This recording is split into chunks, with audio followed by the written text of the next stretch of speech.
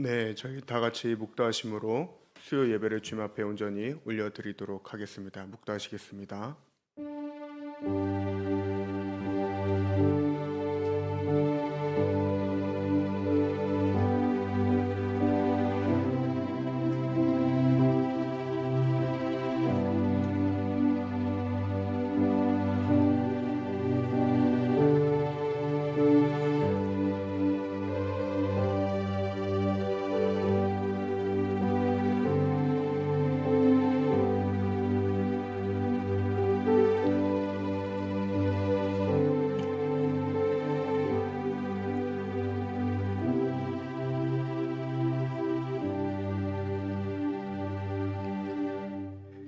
내가 여호와께 바라는 한 가지 일 그것을 구하리니 곧 내가 내 평생에 여호와의 집에 살면서 여호와의 아름다움을 바라보며 그의 성전에서 사모하는 그것이라.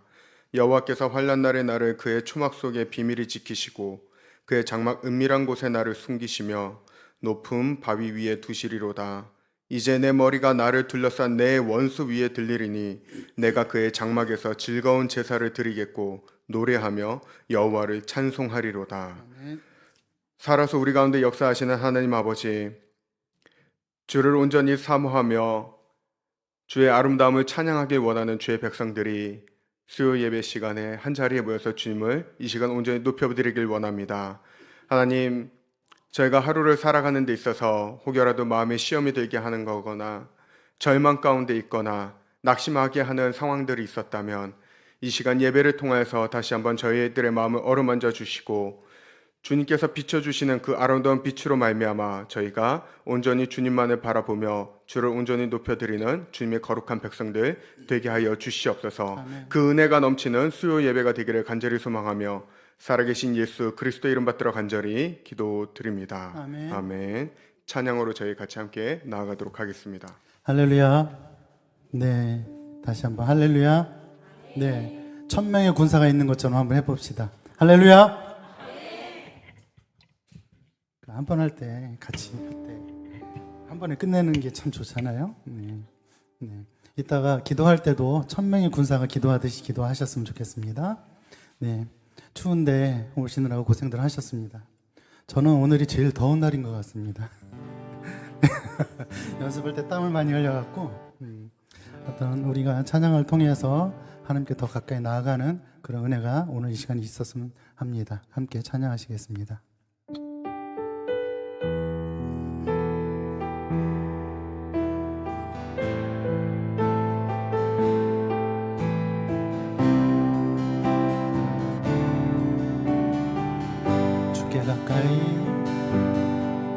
주께 가까이 날 이끄소서.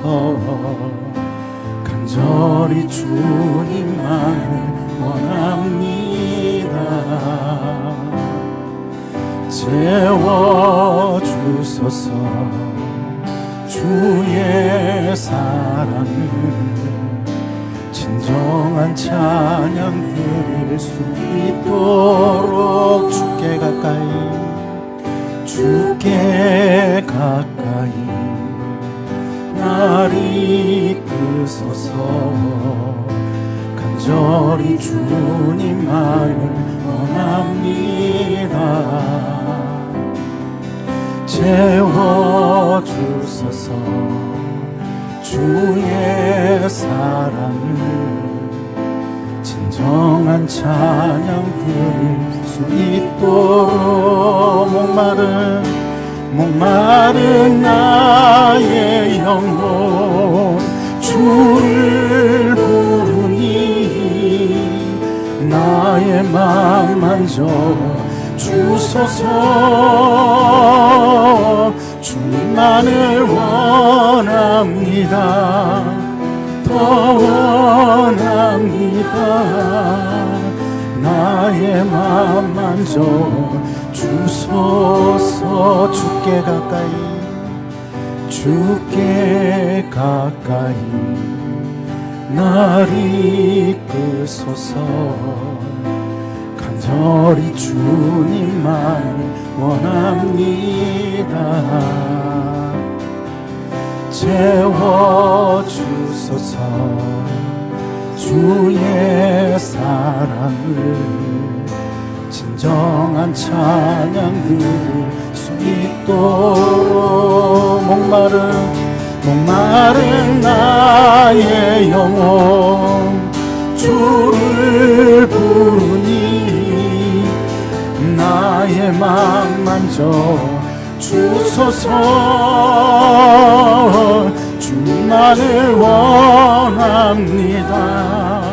더 원합니다. 나의 맘 만져 주소서. 목마른 나의 영혼 주를 부르니 나의 맘 만져 주소서. 주만을 원합니다. 더 원합니다. 나의 맘 만져 주소서. 목소리 높여서 목마른 나의 영혼 주를 부르니 나의 맘 만져 주소서. 주만을 원합니다. 더 원합니다. 나의 맘 만져 주소서. 목마른 나의 영혼 목마른 나의 영혼 주를 부르니 나의 맘 만져 주소서. 주만을 원합니다. 더 원합니다. 나의 맘 만져 주소서. 나의 맘 만져 주소서.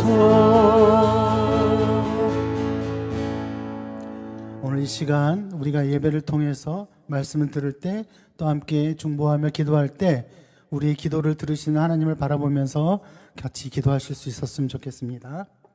모두 일어나셔서 함께 기쁨으로 박수 치시면서 함께 찬양하시겠습니다.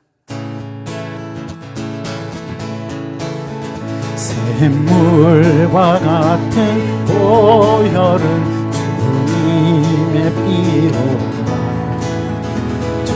저혈의 죄를 씻으면 정하게 되겠네. 정하게 되겠네. 정하게 되겠네. 보혈의 죄를 씻으면 정하게 되겠네. 저도 저 회개하고서 보혈에 씻었네. 저도 저 같은 이 몸도 죄 씻기 원하네. 죄 씻기 원하네. 죄 씻기 원하네. 저도 저 같은 이 몸도 죄 씻기 원하네. 죄속함 받은 백성은 영생을 얻었네. 샘 솟듯 하는 피관세 한없이 크도다. 한없이 크도다. 한없이 크도다. 샘 솟듯 하는 피관세 한없이 크도다. 날 정케 하신 피보니 그 사랑 하나님. 살 동안 받는 사랑을 늘 찬송하겠네. 늘 찬송하겠네. 늘 찬송하게 살 동안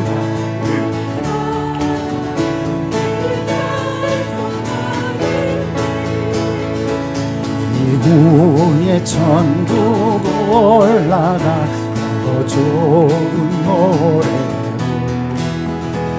날 구속하신 은혜를 늘 찬송하겠네 늘 찬송하겠네 늘 찬송하겠네 구속하신 은혜를 늘 찬송하겠네 아멘 내 진정 사모하는 친구가 되신 구주 예수님은 아름다워라 산 밑에 백합하여 빛나는 새벽 주님 영원할 길 아주 없도다 내 맘이 아플 적에 금리로 되시며 나 외로울 때 좋은 친구라 주는 저 산 밑에 백합 빛나는 새벽별 이 땅 위에 비길 것이 없도다 내 맘의 모든 염려 이 세상 고락도 주님 항상 같이 하여 주시고 시험을 당할 때에 악마에게 교를 즉시 물리치사 나를 지키네 온 세상 날 버려도 주 예수 안 버려 끝까지 나를 돌아보시니 주는 저 산 밑에 백합 빛나는 새벽별 이 땅 위에 비기 내 맘을 다하여서 주님을 따르면 주님 길이 나를 사랑하리니 물불이 두렵지 않고 창검도 겁없네 주는 높은 산성 내 방 되시라 내 영혼 먹이시는 그 은혜 누리고 나 친히 주를 뵙기 원하네 저 산 밑에 백합 빛나는 새벽별 이 땅 위에 비길 것이 없도 좋으신 하나님 좋으신 하나님 좋으신 하나님 참 좋으신 나의 하나님 아멘 좋으신 하나님 좋으신 하나님 참 좋으신 나의 하나님 다시 한번 좋으신 하나님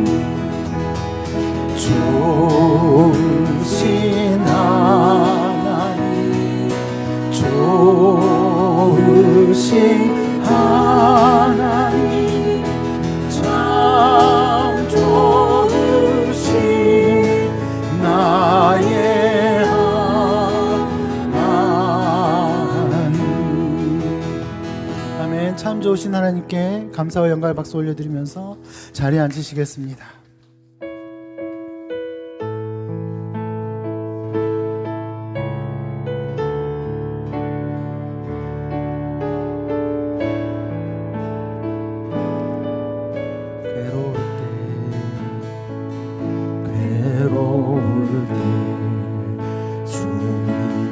얼굴 보라 평화의 주님 바라보아라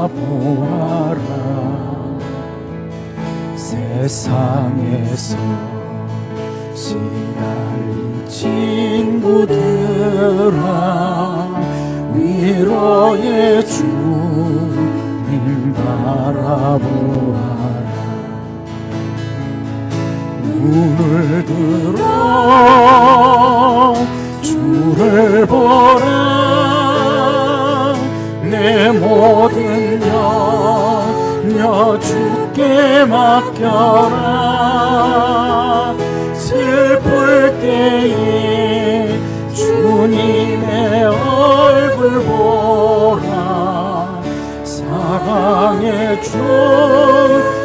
주님 안식 주리라. 괴로울 때 주님의 얼굴 보라. 평화의 주님 바라보아라. 세상에서 시달린 친구들아, 위로의 주님 바라보아라. 아멘. 눈을 들어 주를 보라. 내 모든 염려 주께 맡겨라. 슬플 때에 주님의 얼굴 보라. 사랑의 주님 안식 주리라. 힘이 없고 내 마음 연약할 때 능력의 주님 바라보아라. 주의 이름 부르는 모든 자는 힘주시며 늘 지켜주시며 눈을 들어 주를 보라. 내 모든 염려 주께 맡겨라. 슬플 때에 주님의 얼굴 보라. 사랑의 주님 안식 주리라. 눈을 들어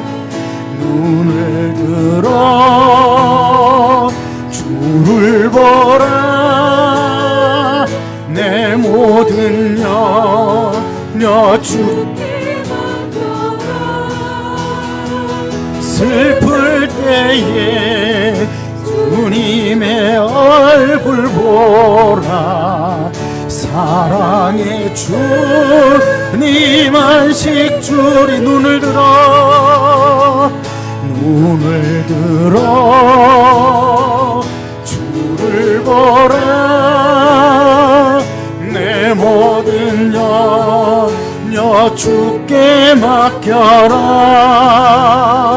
슬플 때에 주님의 얼굴 보라. 사랑의 주님 안식 주리라. 아멘.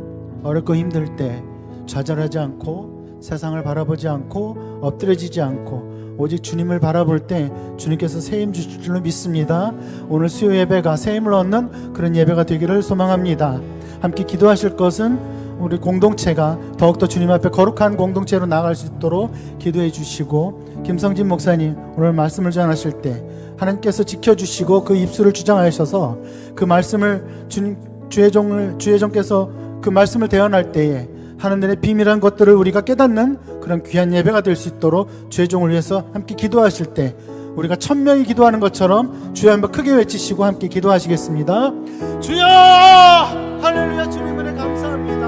하나님 앞에 이 공동체가 주님 앞에 날마다 거룩한 공동체로 나아갈 수 있도록 주님 인도해 주시옵소서. 사탄 마귀가 틈타지 못하고 오직 하나님의 거룩함만 드러내는 공동체가 될 수 있도록 하나님께서 인도해 주시옵소서. 말씀 하나님 그 입술을 주장하시고 성령의 거룩함을 함께 하시고 그 입술을 통해서 선포되어지는 말씀이 하나님의 비밀한 것들을 깨닫는 저희 지혜가 될 수 있도록 하나님 인도해 주시옵소서. 주의 종 들어주시고 주님께서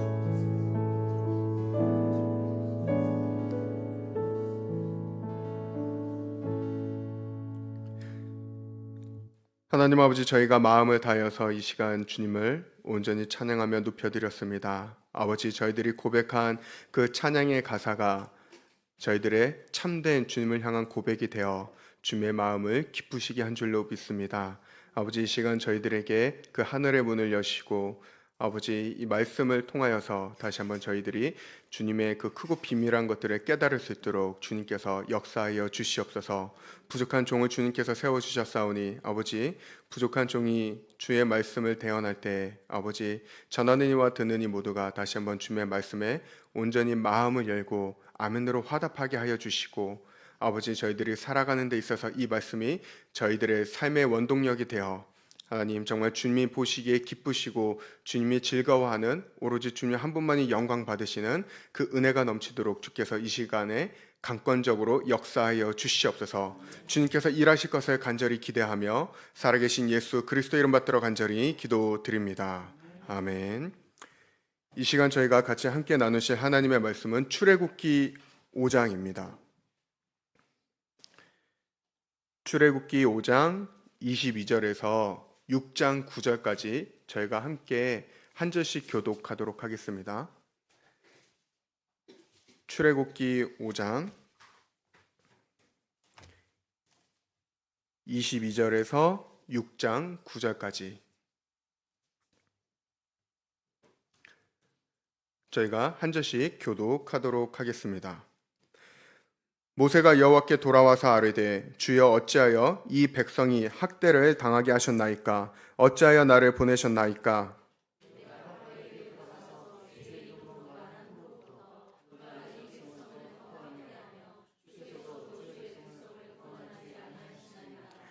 여호와께서 모세에게 이르시되, 이제 내가 바로에게 하는 일을 내가 보리라. 강한 손으로 말미암아 바로가 그들을 보내리라. 강한 손으로 말미암아 바로가 그들을 그의 땅에서 쫓아내리라.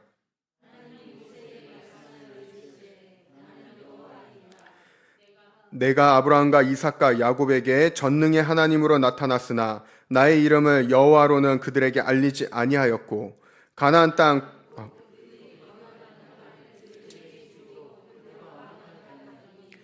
이제 애굽 사람이 종으로 삼은 이스라엘 자손의 신음소리를 내가 듣고 나의 언약을 기억하노라. 그러므로 이스라엘 자손에게 말하기를, 나는 여호와라. 내가 애굽 사람의 무거운 짐 밑에서 너희를 빼내며 그들의 노역에서 너희를 건지며 편팔과 여러 큰 심판들로서 너희를 속량하여 너희를 내 백성으로 삼고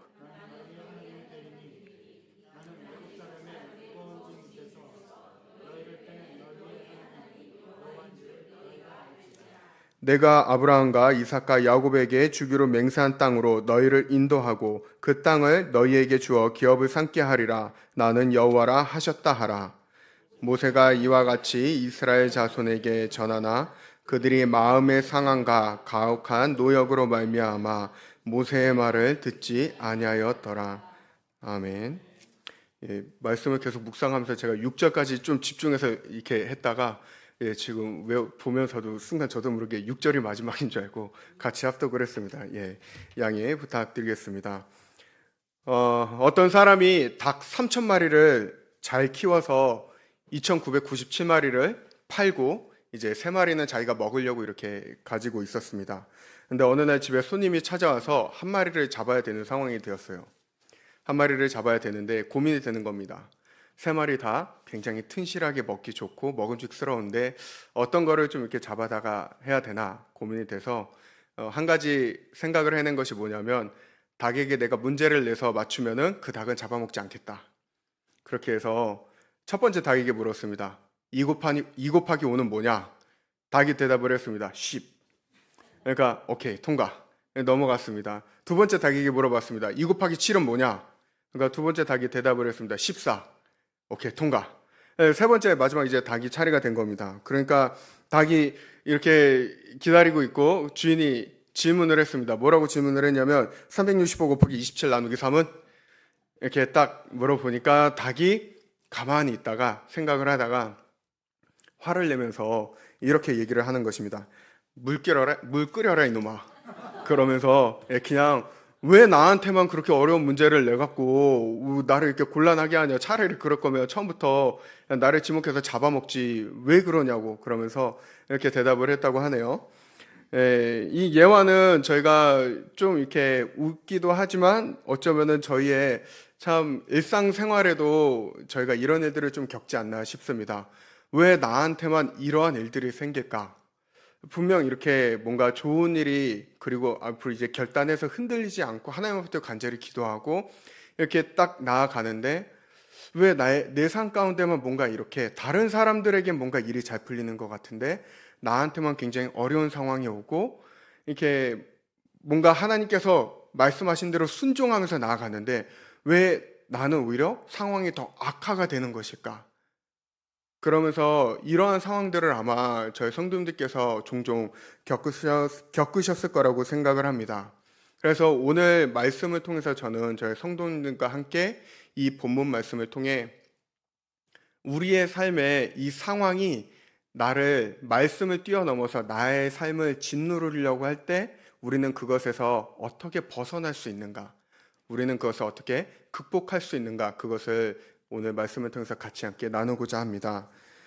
오늘 말씀은 여기 앉아 계신 분들이라면 모르지는 않으실 겁니다. 유명한 모세 이야기입니다. 간단하게 오늘 이 말씀 1장부터 6절까지의 말씀을 축약해서 간단하게 설명을 드리자면 요셉이 죽은 후에 이스라엘 백성들이 더욱더 부강하게 됐습니다. 강성해졌고 그러니까 이것을 보고 애굽 사람들이 위기를 느껴서 이제 쟤들한테 심한 노역을 시키자. 그러면서 엄청나게 노역을 강하게 시킵니다. 그러니까 힘들고 괴로워서 울부짖었을 때 하나님께서 그들의 목소리를 들으시게 됩니다. 그러면서 이제 모세를 세워서 이 이스라엘 백성들을 구원하시기 위해 이제 모세를 보내는데 그것도 쉽지는 않았습니다. 모세가 자꾸 이렇게 튕기는 거예요. 안 간다고. 나를 보내지 마요. 나 말 못한다. 나 그런 거 할 줄 모른다. 그러면서 이제 하니까 하나님께서 굉장히 정말 열심히 여러 가지를 보여주면서 겨우겨우 설득을 시켜서 이제 애굽으로 이제 보내게 됩니다. 모세가 와서 이제 그곳에 이스라엘 장로들하고 백성들을 만나서 하나님께서 자기에게 어떠한 말씀을 해주셨고 어떠한 이적들을 보여줬는지 다 얘기를 합니다. 그러니까 그 자리에서 장로들하고 백성들이 드디어 하나님께서 우리 하나님이 우리의 목소리를 들으셨다. 그러면서 굉장히 기뻐하며 하나님을 다 같이 찬양하고 경배합니다. 그러고 나서 이제 모세가 자기 형 아론하고 함께 이제는 정말 하나님께서 역사하시겠구나. 그래서 바로 앞에 가는 겁니다. 바로 앞에 가서 우리가 여호와 하나님을 경배하고 싶습니다. 우리로 하여금 이곳에서 이제 나가 저쪽에서 하나님을 예배하게 하여 주십시오. 얘기를 했는데 그렇다면 하나님이 분명 말씀하셨으니까 함께 하시겠다고 이 바로가 해줘야 되는데 오히려 완강한 것입니다. 싫다고.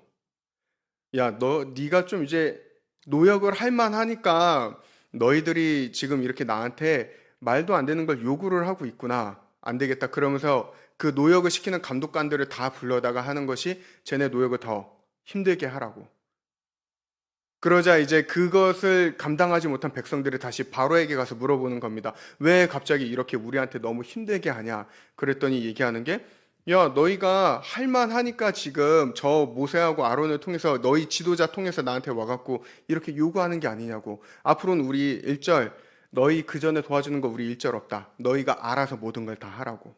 그러자 그 말을 듣고 백성들이 모세와 아론을 향해서 어마어마하게 원성을 잦아내는 겁니다. 하나님이 구원하시겠다며 우리를 여기에서 건져내 주시겠다며 왜 근데 우리의 상황은 더 이렇게 최악이 되어 가느냐. 다 이거 너희 탓이라고. 그러면서 그때 이제 모세가 오늘 말씀과 같이 얘기하는 겁니다. 하나님 왜 도대체 이러셨냐고.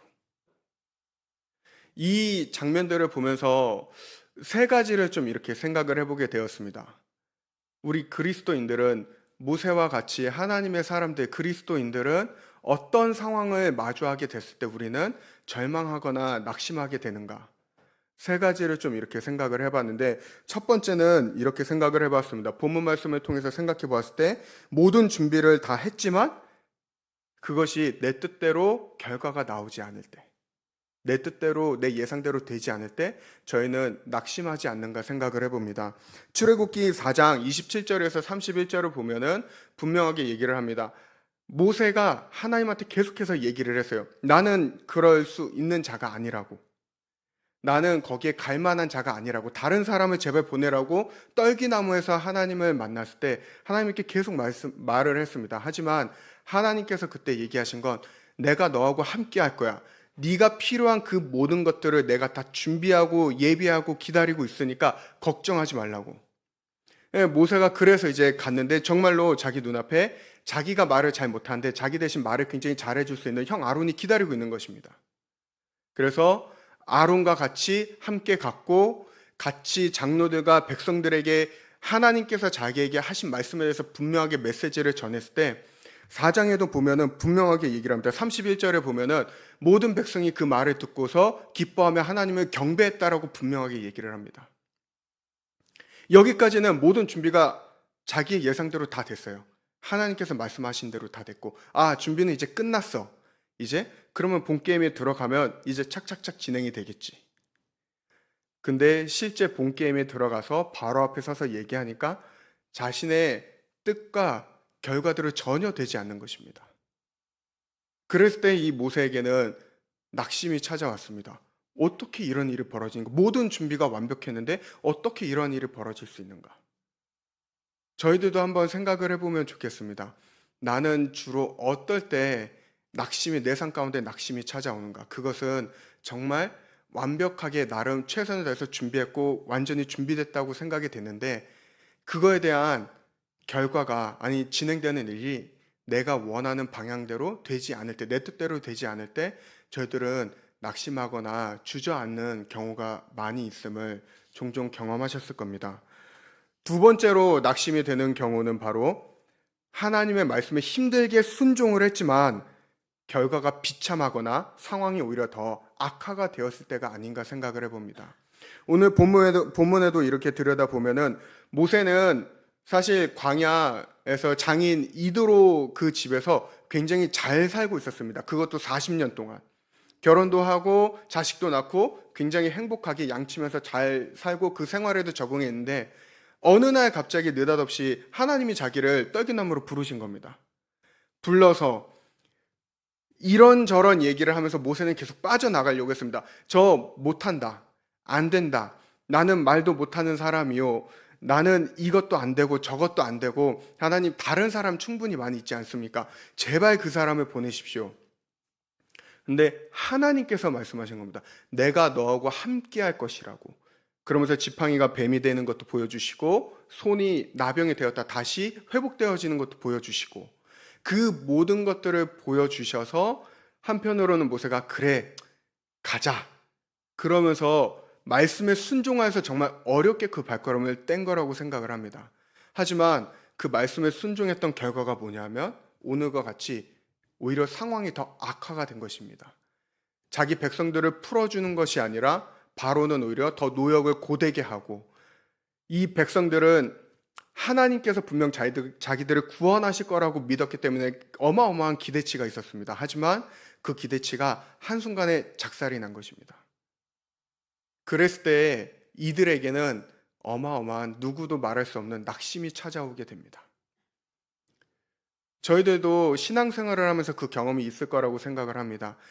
나는 굳이 안 해도 되지만 하나님께서 나를 강권적으로 부르셔서 순종하게 하셨고 그래서 정말 쉽지 않지만 순종을 했는데 그거에 대한 결과가 또는 상황이 더 악화가 되거나 최악이 되었을 때 저희들은 절망하게 됩니다. 낙심이 되게 되고 왜 이럴 거면 도대체 나를 왜 불렀냐. 모세도 그렇기 때문에 오늘도 보면은 말씀에서 2번이나 얘기를 합니다. 나를 왜 보내셨냐고 도대체. 그러면서 6장 이후에 저희가 읽지는 않았지만 하나님께서 모세에게 다시 한번 얘기하세요. 너 바로에게 가서 다시금 내가 그들을 구원해내길 원한다고 전하라. 가서 내 메시지를 전하라고 얘기하는데 그때 모세가 대답한 게 뭐였냐 하면은 아니 내 백성들도 지금 저렇게 하나님의 말씀을 듣지 않는데 저 바로가 듣겠냐고. 하나님을 계속해서 의심하는 겁니다.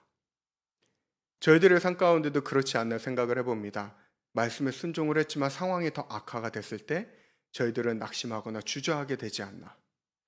그리고 마지막으로 세 번째는 6장 6절에서 9절에 일러서 이렇게 나오는데 바로 마음의 상황과 가혹한 일들로 인해서 저희들의 삶 가운데 저희들은 낙심하지 않나 생각을 해봅니다.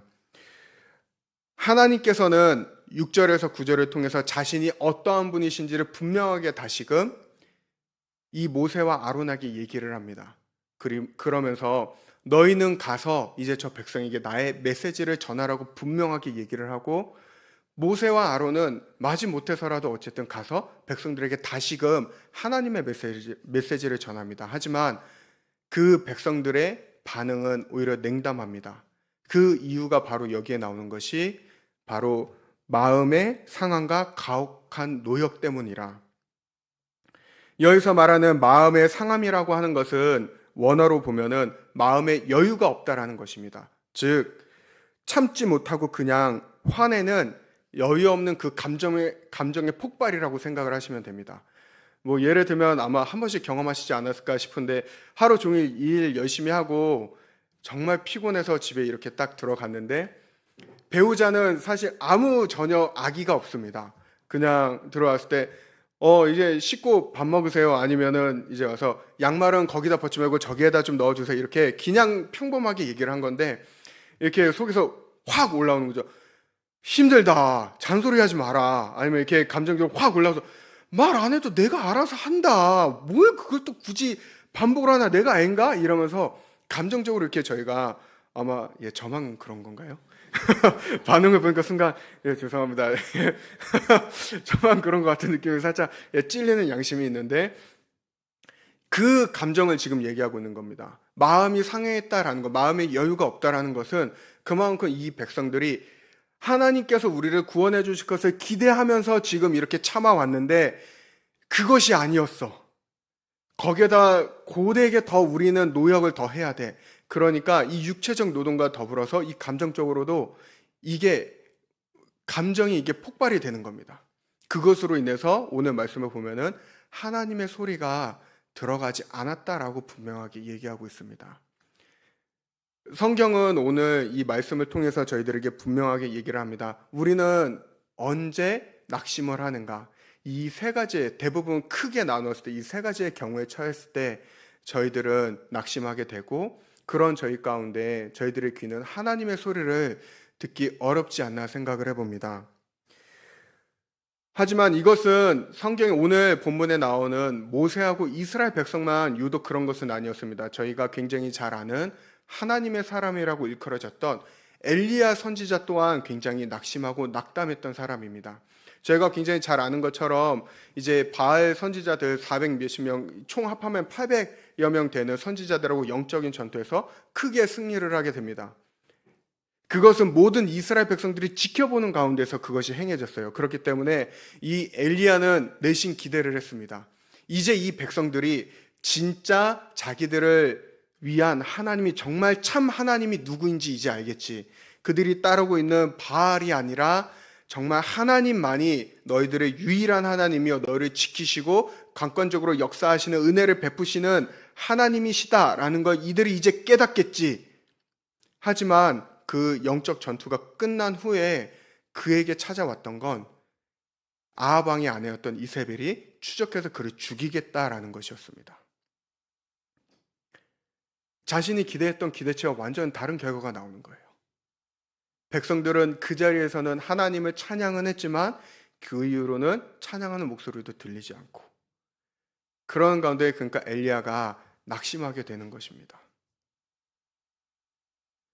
이런 경우는 즉 모세와 이스라엘 백성들, 성경에서만 나오는 것이 아니라 오늘날 저희들에게도 충분히 일어날 수 있는 일이다라는 것입니다. 그렇다면 저희가 여기서 생각해 볼 수 있는 것이 있죠. 그렇다면 하나님은, 이런 모든 상황을 지켜보고 계시는 하나님은 그냥 이 상황을 그대로 지켜보시면서 즐기시는 하나님인가? 아니면은 뭔가 다이나믹한 어떠한 일을 우리에게 보여주시기 위해서 이 모든 과정들을 가만히 그냥 두고 보시면서 어이구 애쓴다 이러면서 하다가 마지막에서 빵 터트리는, 뭔가 이 참 이해하기 어려운 마음을 가진 하나님이신가? 저희가 여기서 한 가지 의문이 충분히 들 수 있다고 생각을 합니다. 왜 말씀하셨으면 함께 하시겠다라고 하면 분명히 그 역사를 보여주셔야 되는데, 순종까지 했으면 왜 보여주시지 않는가?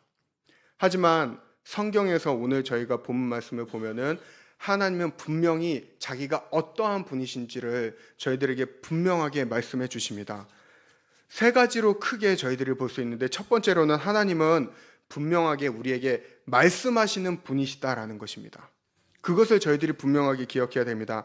저희가 6장 1절부터 13절까지 쭉 이렇게 보면은 하나님께서 모세와 아론에게 그리고 이스라엘 백성에게 말씀하셨다라고 하는 그 단어가 총 5번이 등장을 합니다.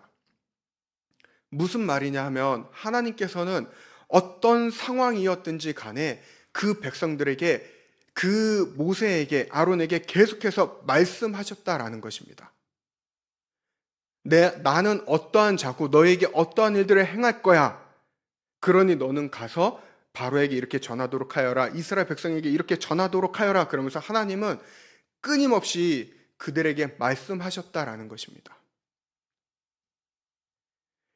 엘리야가 낙심 가운데 빠져 있어서 절망 가운데 있어서 숨어 들어가서 나무 그늘 아래에서 있을 때 하나님께서는 그에게 18절에 보면 뭐라고 나와 있냐면 세미한 음성으로 그에게 말씀하셨다라고 얘기를 합니다.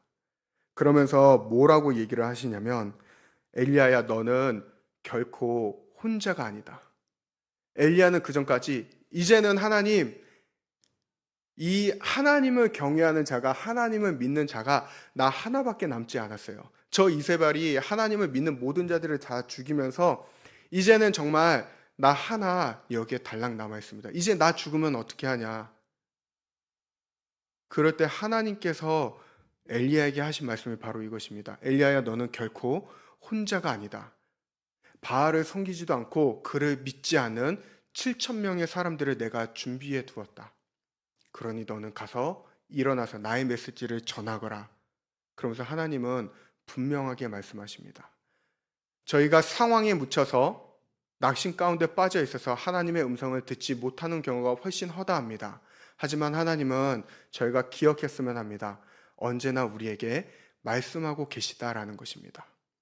하나님은 저희를 향하여서 결코 내버려 두시거나 방관하시는 분이 아니라 저희를 인도하고 늘 말씀하는 분이심을 저희들이 믿으시기 바랍니다. 두 번째로 나오는 하나님은 어떠한 분이신가? 하나님은 속량하시는 분이시다라는 것입니다.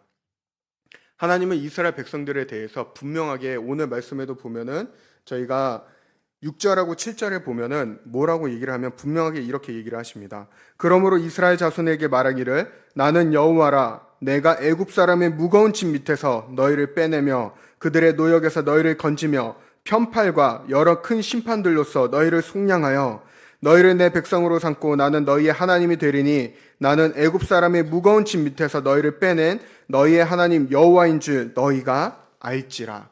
6절에서 분명하게 얘기하시는 게 뭐냐면 편팔과 여러 큰 심판들로서 너희를 속량하리라.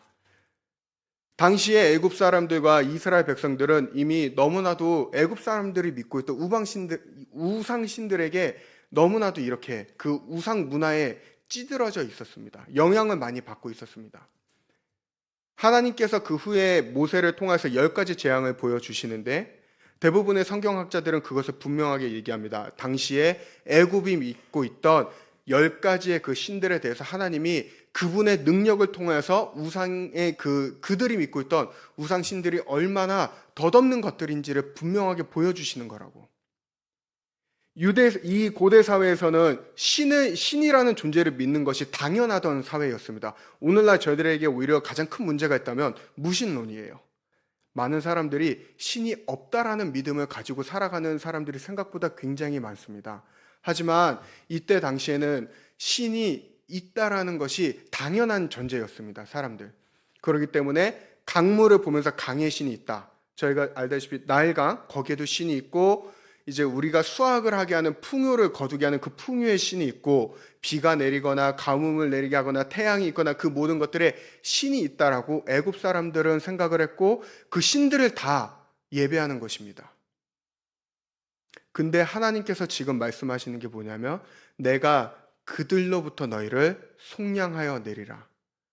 그것들이 얼마나 덧없는 것들인지 내가 너희들에게 분명하게 보여주리라. 그러면서 그 10가지의 재앙을 통해서 하나씩 다 무너뜨리면서 보여주신 겁니다. 나 하나님이 누구인지 분명하게 봐라. 내가 바로 창조주여 전능하신 하나님이다. 엘샤다이 엘라임, 그것을 분명하게 보여주면서 이스라엘 백성들에게 알려주시고자 한 것이었습니다. 하나님은 이처럼 저희들을 언제나 구속하시고 건져주시는 분이십니다. 이 모든 사건은 후에 일어날 신약에서 벌어지는 예수 그리스도께서 죄와 세상의 종로로 가운데 있던 저희들을 구원해 주시는 그 사건을, 예수 그리스도의 사역을 먼저 보여주는 하나의 예표인 것입니다. 그렇기 때문에 저희가 출애굽기를 자세히 묵상하는 것이 굉장히 중요한 것입니다. 하나님께서는 그리스도를 통해서 우리를 어떻게 건져내 주실 것인지 애굽을 통해서, 이 출애굽기를 통해서 먼저 보여주고 계시는 거거든요. 그래서 저희들이 하나님이 어떠한 분이신가, 하나님은 저희들을 속량하시고 구속해 주시는 분이시다라는 걸 믿으시기 바랍니다. 그리고 마지막으로 세 번째가 우리와 함께 하시는 분이심을 저희들이 믿어야 된다라는 것입니다. 출애굽기 3장 12절에 보면은 하나님께서는 모세에게 분명하게 얘기를 하십니다. 하나님이 이르시되 내가 반드시 너와 함께 있으리라. 내가 그 백성을 애굽에서 인도하여 낸 후에 너희가 이 산에서 하나님을 섬기리니 이것이 내가 너를 보낸 증거니라.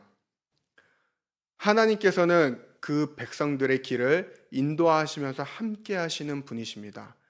이 출애굽 후에도 하나님은 계속해서 이스라엘 백성과 함께 하셨습니다. 광야에 그 아무것도 없는 것 가운데 낮에는 구름 기둥으로, 밤에는 불 기둥으로, 마실 게 없으면은 밑에서 솟아나게 하시고, 먹을 게 없으면 매일매일 만나와 메추라기로 이스라엘 백성들을 먹이시면서 그들 가운데 함께 하셨던 분이십니다. 저희들이 분명히 알아야 되는 게, 이제 가끔 세상 사람들은 그런 걸 질문을 하더라고요. 이슬람에서 믿는 알라와 기독교에서 믿는 하나님이 같은 거 아니냐. 근데 저희가 분명하게 알아야 되는 게, 무슬림에서 믿는 알라는 위에 있습니다. 무슨 말이냐? 야, 너희가 나를 위해서 열심히 선을 쌓아서 올라와. 구원에 이르기까지. 그러면 내가 받아줄게입니다.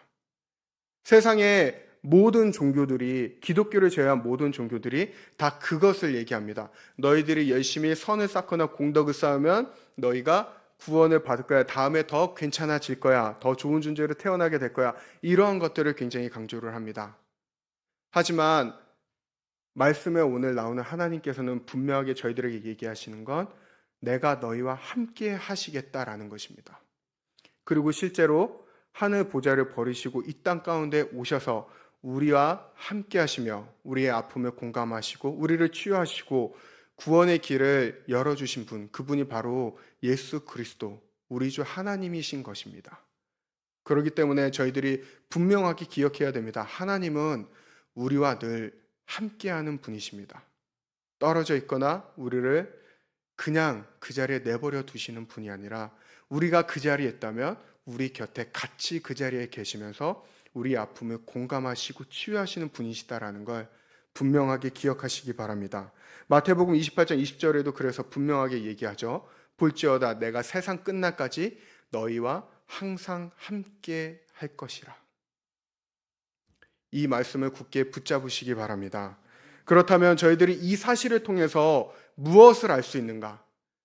저희는 이것을 곧 알 수 있게 됩니다. 바로 우리는 힘이 들고 상황이 변하면 주저하지만 하나님은 결코 자기 백성을 포기하지 않으시는 분이시다라는 것입니다. 저희는 상황이나 여러 가지 어떤 이유나 핑계를 대서라도 저희들의 현실에 안주하려 하고 머무르려 하고 포기하려고 하지만 하나님께서는 자기 백성을 결코 끝까지 포기하지 않으시는 분이시다라는 것입니다. 그렇다면 저희가 어떻게 하면은 이 상황, 나를 짓누르는 것 같은 상황으로부터 벗어날 수 있는가? 본문 말씀을 통해서 세 가지로 좀 이렇게 정리해 보았습니다. 첫 번째는 바로 뭐냐면 하나님의 그 약속의 말씀을 끊임없이 우리는 되새겨야 한다라는 것입니다. 본문에서 모세는 순종을 했지만 그 결과가 굉장히 참담했고 전보다 더 악화가 되었습니다. 하지만 분명하게 모세가 기억해야 되는 게 무엇이냐면 하나님께서는 이미 모세에게 분명하게 말씀하셨다라는 것입니다. 바로가 너희를 결코 호락호락 넘어가게 하지 않을 거다. 보내주지 않을 거다. 내가 그 가운데 이적을 행하여도 많은 기적을 보여주어도 바로는 마음이 완강하여서 오히려 그들을 더 붙잡고 있을 거라고. 그러니까 모세야 너는 각오하고서 가거라. 하나님께서는 모세에게 분명하게 말씀하셨습니다. 하지만 모세가 그거를 흘려들은 겁니다. 기억하지 못하였고 눈앞에 벌어진 그 상황 때문에 하나님이 자신에게 하신 말씀에 대해서 기억하지 못했던 것뿐입니다. 그렇기 때문에 저희는 어떠한 상황 가운데 있더라도 분명하게 기억해야 되는 것은 우리에게 주신 그 하나님의 약속의 말씀을 꼭 붙잡고 계속 되뇌어야 된다는 것입니다. 아시겠지만 저희들 생각보다 그렇게 똑똑하지 않습니다. 그래서 뒤돌아서면 잊어먹고 마음에 엄청난 큰 감동과 은혜를 받았어도 뒤돌아서면 잃어버리는 것이 바로 연약한 저희들입니다. 그렇기 때문에 저희들이 하나님의 그 약속의 말씀을 잊지 않고 상황이 짓눌리지 않기 위해선 그 말씀을 끊임없이 되뇌어야 된다는 사실을 꼭 기억하시기 바랍니다. 그리고 두 번째로 말씀 묵상을 통해서 하나님을 더욱더 깊이 알기를 저희들이 사모해야 된다는 것입니다. 하나님께서는 결코 숨는 분이 아니십니다. 하나님은 언제나 자기를 저희들에게 드러내길 원하시고 보여주길 원하시고 그래서 자기와 늘 교통하길 원하시는 분이십니다. 모세와 아론과 백성들은 계속해서 그거를 그거를 알지 못했습니다. 하나님이 어떠한 분이신가를 알기를 원하지 않았습니다. 이 모세와 아론과 백성들이 동시에 망각한 것이 무엇이냐 하면은 하나님이 자기에 대해서 뭐라고 얘기하는지를 기억하지 않았다라는 것입니다. 하나님이 어떠한 분이신지 그분이 자기에 대해서 뭐라고 얘기를 하고 있는지 그것을 계속해서 묵상을 하고 그 하나님이 나의 하나님이야 그것을 분명하게 마음에 붙들고 있었다면 삶에서 그렇게 쉽게 절망하거나 낙심하지 않았을 것입니다. 저희 성도님들에게 있어서 하나님은 어떠한 분이신지 한번 되돌아보셨으면 합니다.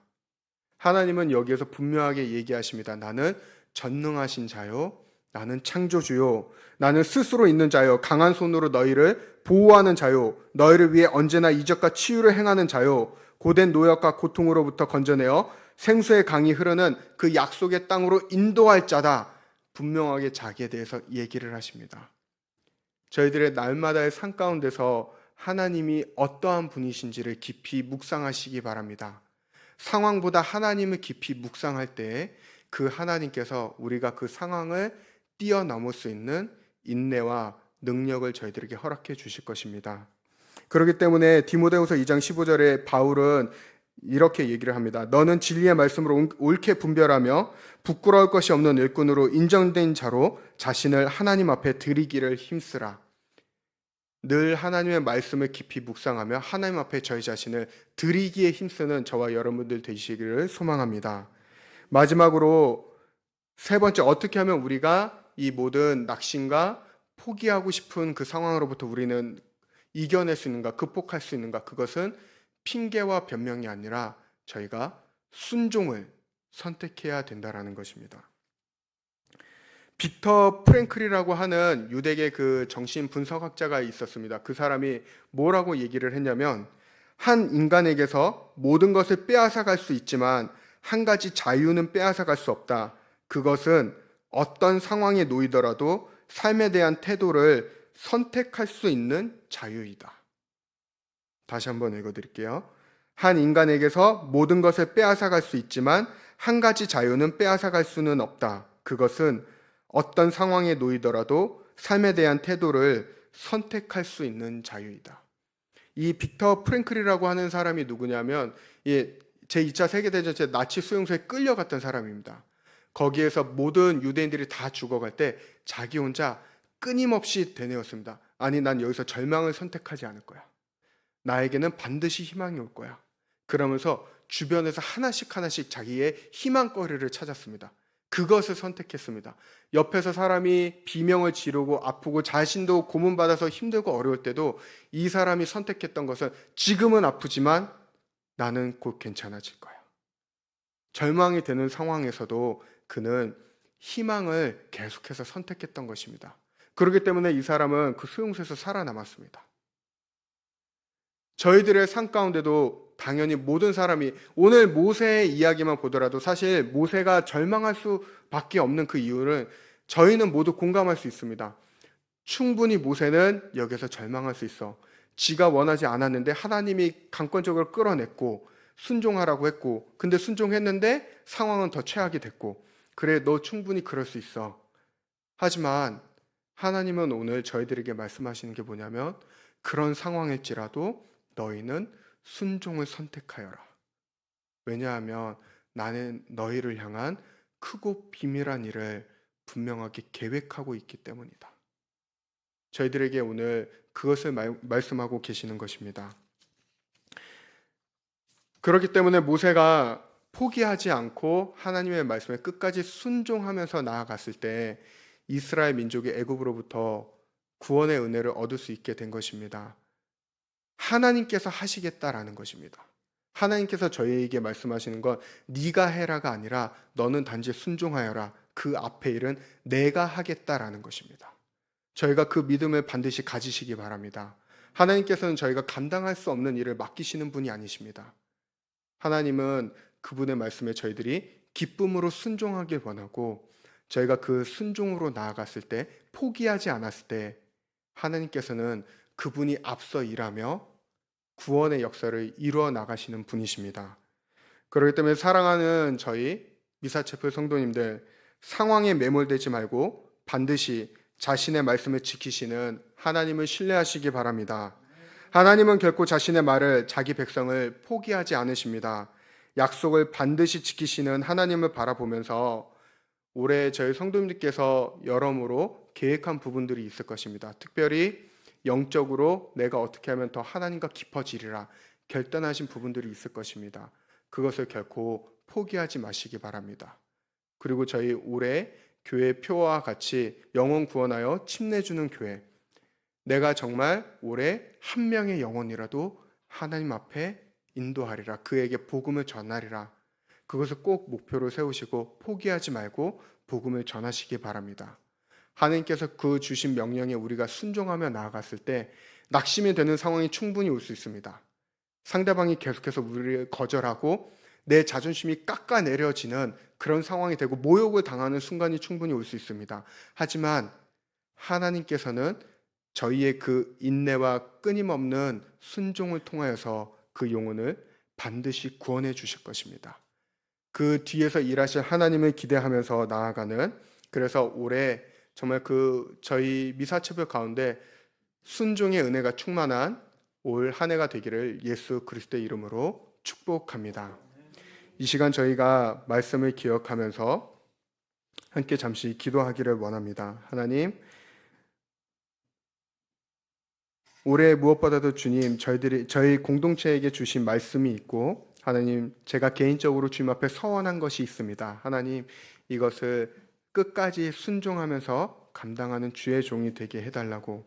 하나님, 그리하여서 정말 올해 우리 공동체 가운데 정말 매주마다 침례를 주는 역사가 일어나며, 아버지 또한 나의 서원에 대해서 하나님의 그 응답을 경험하는 은혜가 넘칠 수 있게 해달라고 저희가 잠시 1분 정도 저희가 같이 조용히 기도하도록 하겠습니다. 기도하시겠습니다. 하나님 아버지, 무엇보다도 올해 주님 저희 공동체 가운데 주신 주님의 그 말씀이 있습니다. 아버지, 그리고 저희들의 마음 가운데 올해 계획을 세우며 하나님 앞에 서원한 것이 있습니다. 아버지, 그 서원 무엇보다도 주님의 말씀 가운데 아버지 끝까지 순종하면서 주님의 뜻이 이루어지기까지 아버지 포기하지 않고 나아가는 저희들 되게 하여 주시옵소서.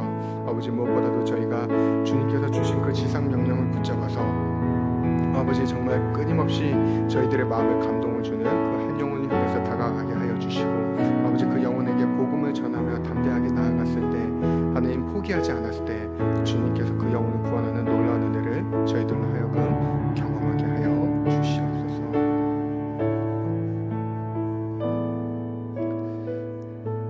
하나님 아버지, 오늘 말씀을 통하여서 어떻게 하면 저희들이 낙심 가운데 있을지라도 다시금 그 낙심을 딛고 상황을 딛고 일어나는 정말 그 은혜의 사람이 될 수 있는가 저희들이 함께 나누었습니다. 하나님, 저희들이 살아가는데 정말 기쁨으로 주님의 말씀에 순종하면서 나아가지만 오히려 상황이 더 악화가 되거나 더욱더 힘들어지는 절망 가운데 처하기도 합니다. 하지만 그럴 때 오히려 주님께서 나를 향한 분명한 계획이 있음을 확신하며 주님을 더욱더 깊이 묵상함으로 아버지 그 모든 상황을 뛰어넘어 역사하시는 하나님을 바라보며 나아가는 저희 미사체플 되게 하여 주시옵소서. 여기 있는 그리고 온라인으로 예배를 드리고 있는 모든 성도님들이 올해 시작하는 데 있어서 그 마음에 서원한 것들이 있습니다.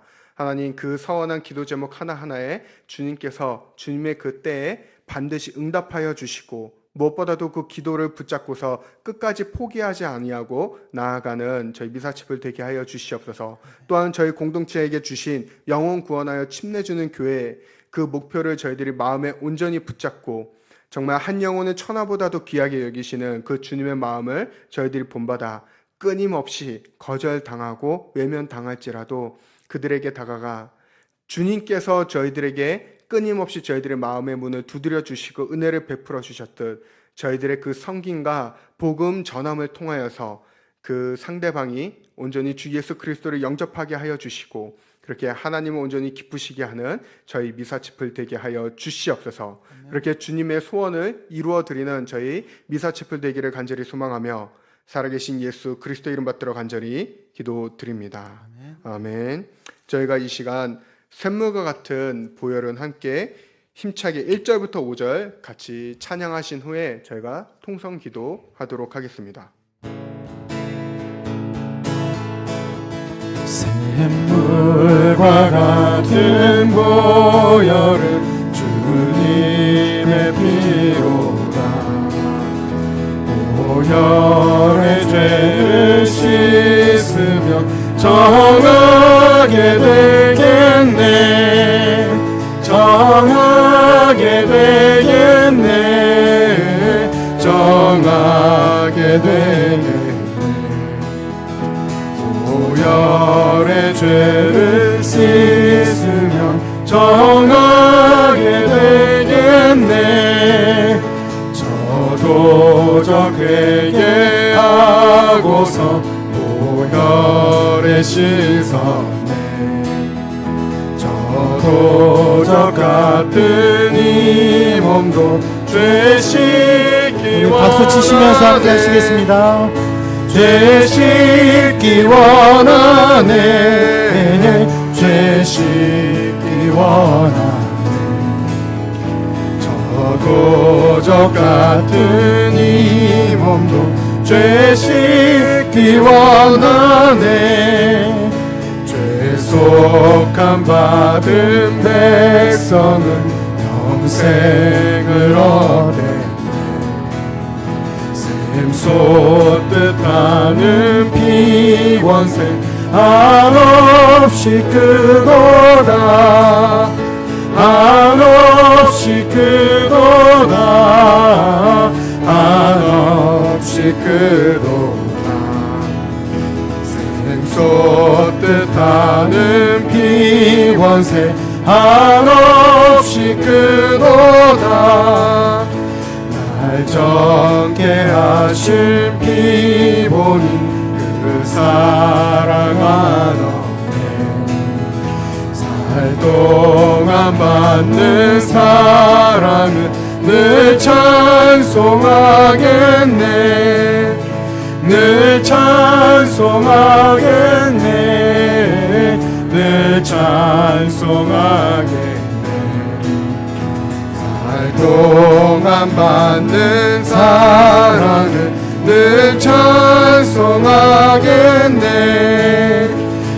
이후에 천국 올라가 더 좋은 노래로 날 구속하시는 은혜를 늘 찬송하겠네.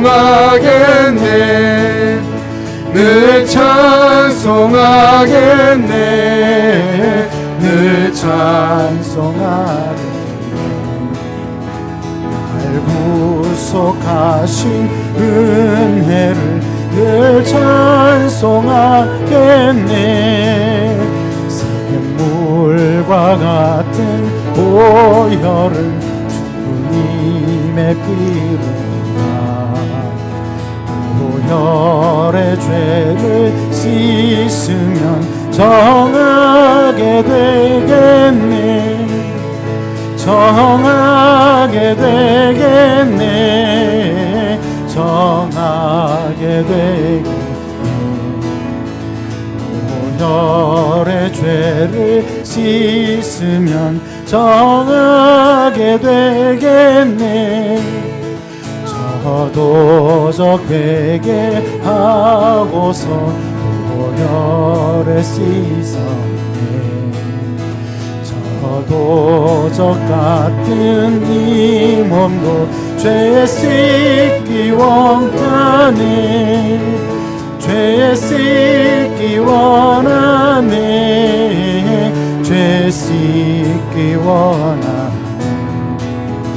저도적 같은 이 몸도 죄 씻기 원하네 죄속함 받은 백성은 영생 얻었네 솟듯하는 피원세 한없이 크도다 한없이 크도다 한없이 크도다 샘솟듯하는 피원세 한없이 크도다 날 정케 하신 피보니 그 사랑하노 동안 받는 사랑을 늘 찬송하겠네 늘 찬송하겠네 늘 찬송하겠네 살 동안 받는 사랑을 늘 찬송하겠네 이후에 천국 올라가 더 좋은 노래로 날 구속하신 은혜를 늘 찬송하겠네 늘 찬송하겠네 늘 찬송하겠네 살도록하신 은혜를 늘 찬송하겠네